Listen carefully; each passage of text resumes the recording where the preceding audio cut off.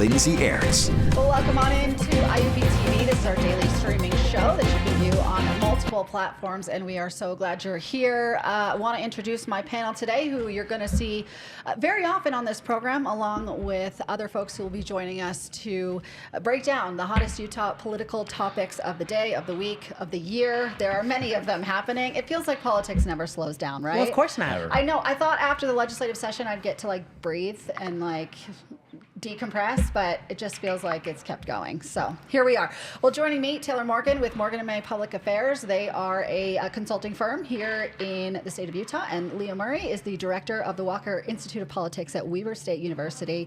Taylor, Leah, thanks for joining me. Great to be here. It's going to be fabulous. Okay, this is going to be so fun. So let's start with this Utah Fits All scholarship, right? So this is the school choice school voucher program, depending on what side of the aisle you fall on. Our GOP lawmakers have really pushed this as a school choice program, right? But essentially what it does is allow some income tax dollars to flow towards private schools. And that has now been deemed unconstitutional by a judge.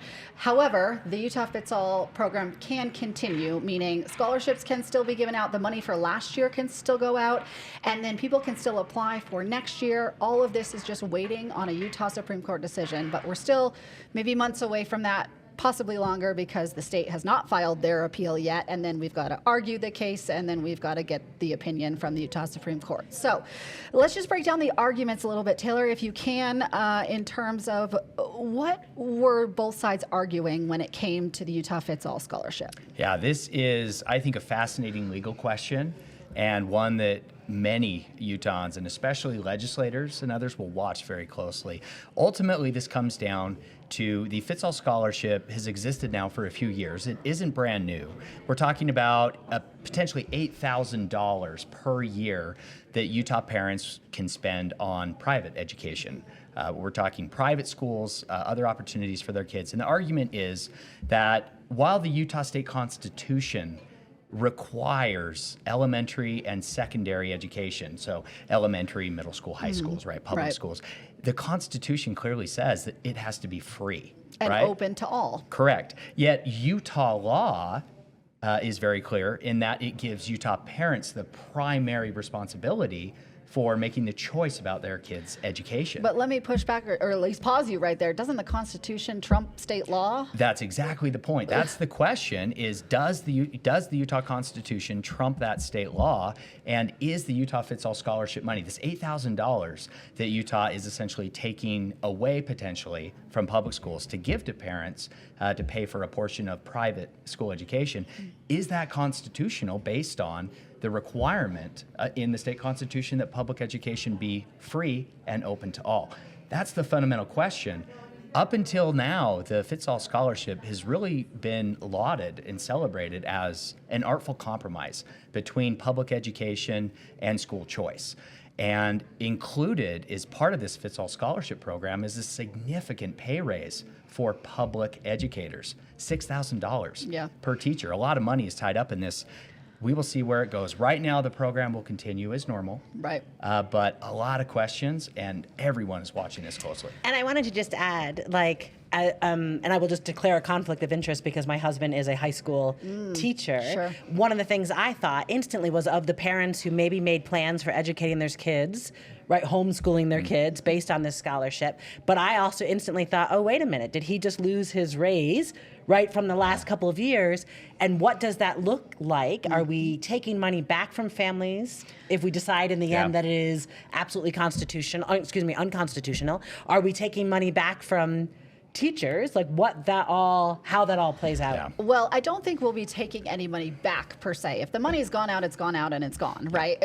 I should say it's been provided to the families in the form of the scholarship and teachers in the form of raises. I think what would happen is if the Supreme Court does indeed rule it unconstitutional, then the money would stop, right? And we would no longer be able to give out those scholarships.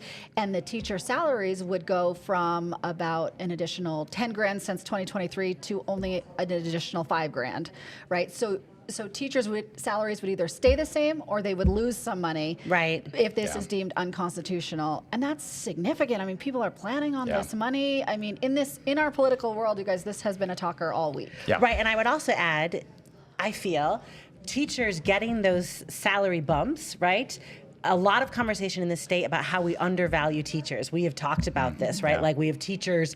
What is the churn, Taylor? Like, correct me if I'm wrong, but I feel like we lose 3,000 teachers a year, or there was some number.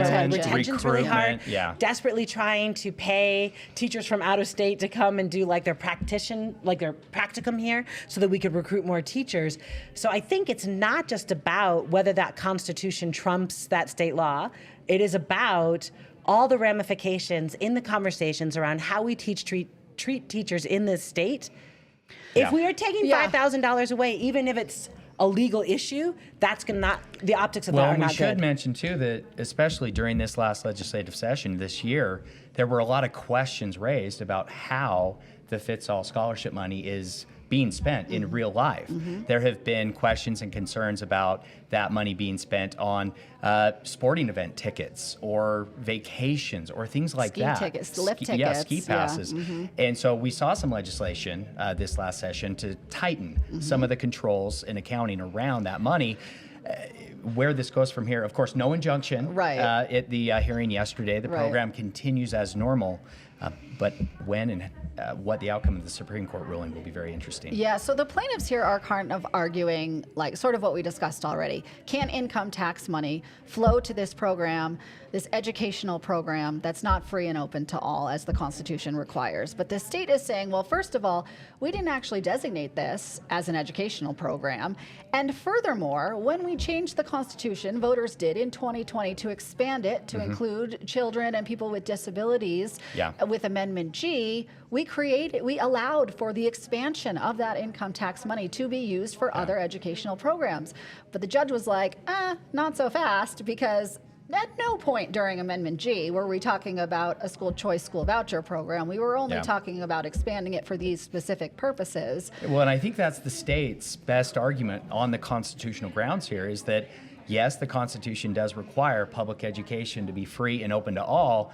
So with some Utah children who do have specific needs or disabilities, if their needs cannot be met adequately in their local public school, then the Fits-All scholarship is the mechanism to meet their need. That is the essence of the Constitution. Except that I don't know that we have that in play. So when we talk about what we spent that money on, I'm not sure parents were asked to demonstrate that their local public school wasn't meeting the need of their children. That's a good point. Right. So if you're going to make the argument that it's about, very specifically, we've got kids and the public schools are not working, then we have to add to the statute that they have to demonstrate.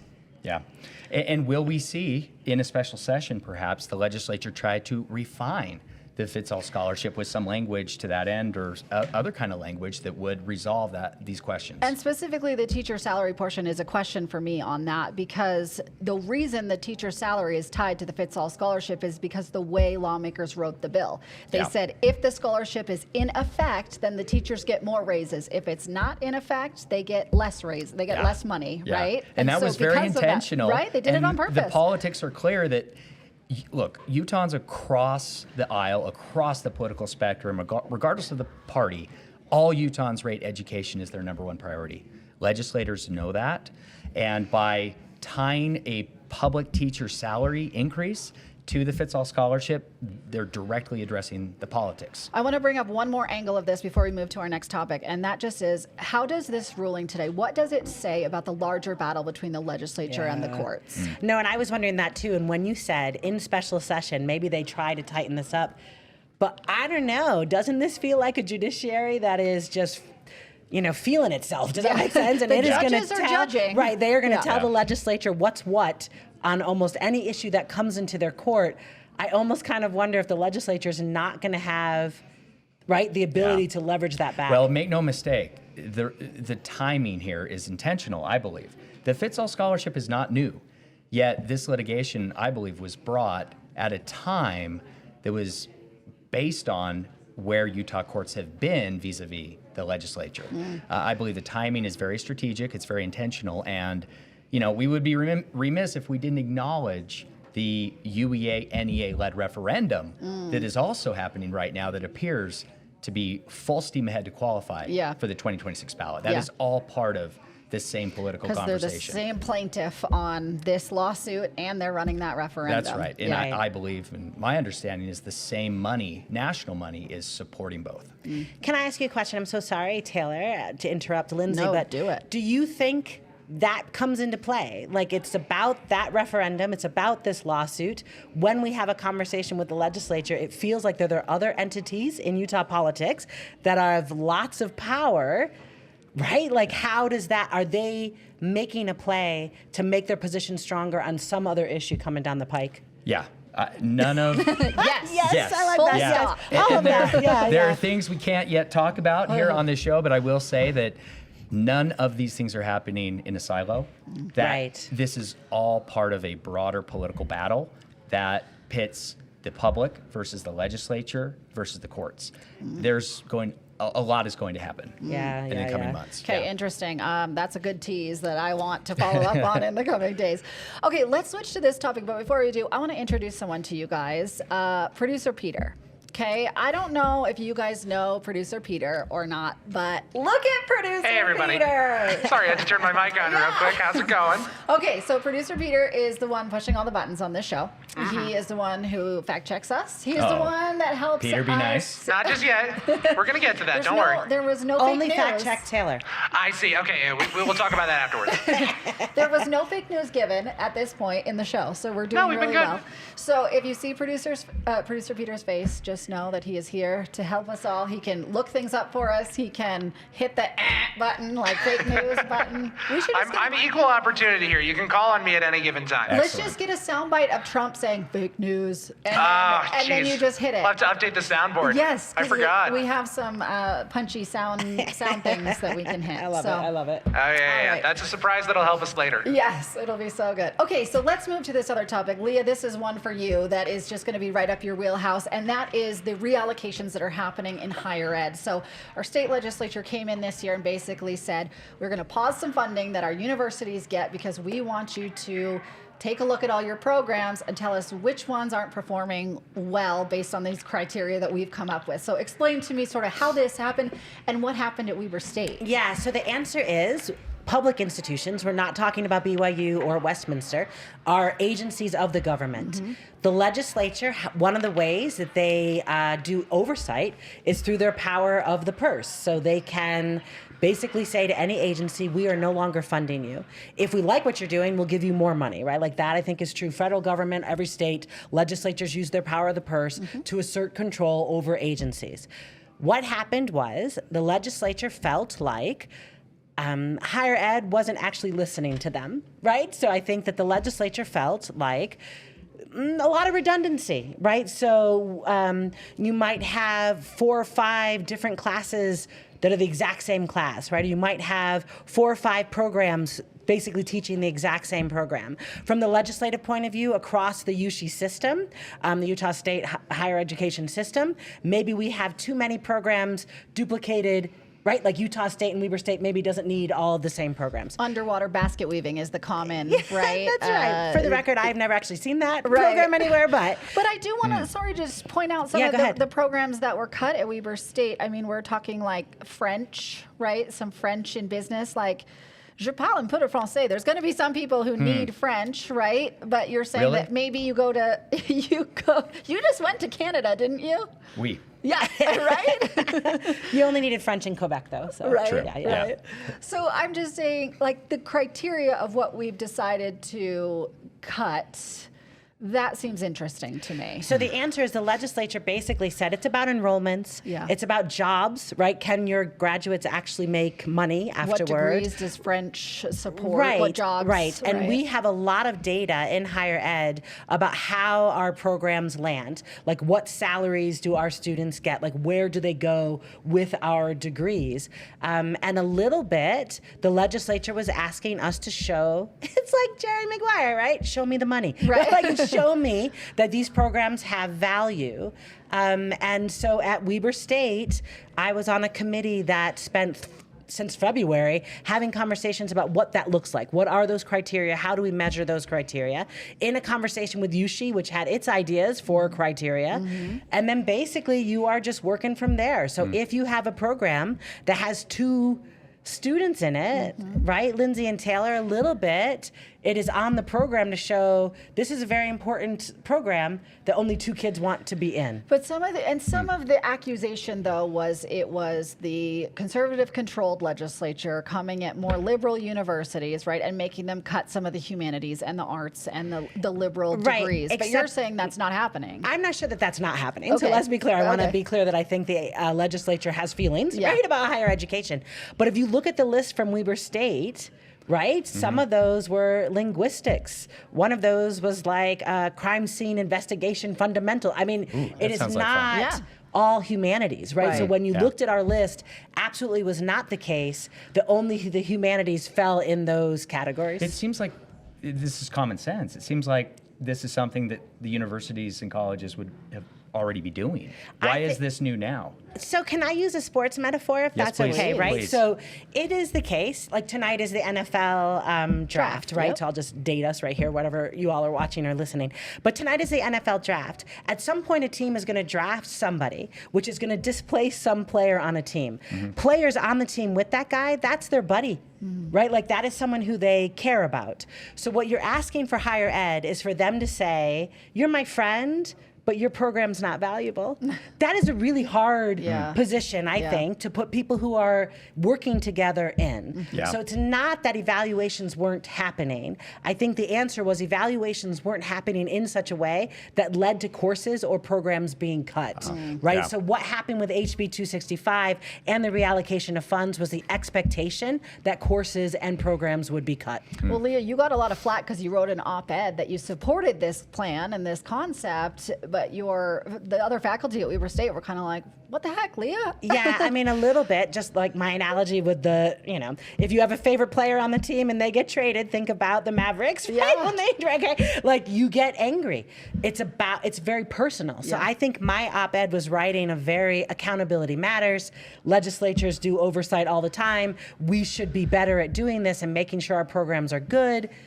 And faculty, I think rightfully so, felt it was an attack on their profession. Did we come up with the Yeah. right criteria, though? That's my question. Oh my gosh, I don't know that answer. That is a hard question. Right? Because that's why I'm saying, like, yes, the legislature controls the purse strings, so they have a say in what our dollars are funding, but what is the criteria and who gets to decide that? But I also think, well, first of all, they do. Yeah. Because they're the legislature, they control the purse strings, and we are an agency. But I do think we should be having a conversation about what are those criteria.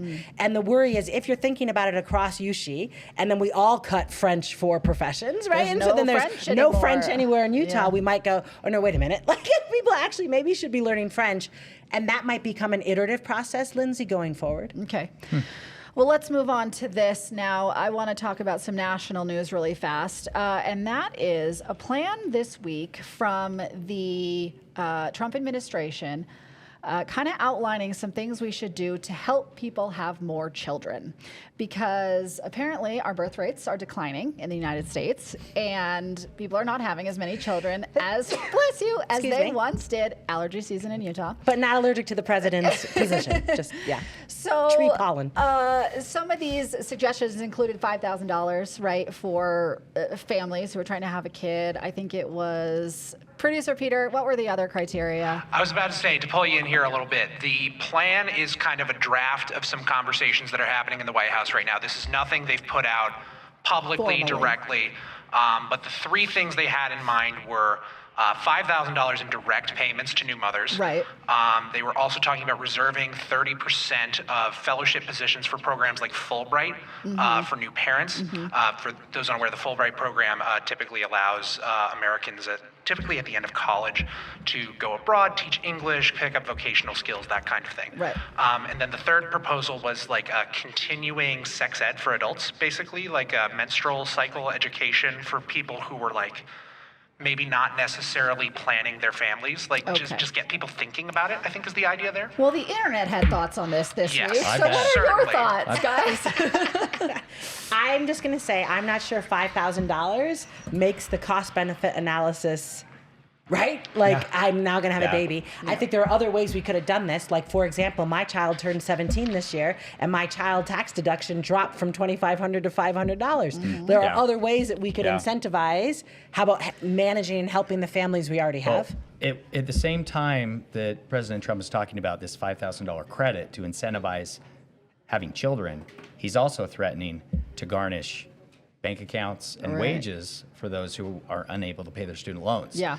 And so I'm not saying that we shouldn't do that. I mean, if you take out a student loan, you have to pay it, right? That's clear. Yet, the economy right now, everyone is struggling, and especially younger Americans who are starting their families.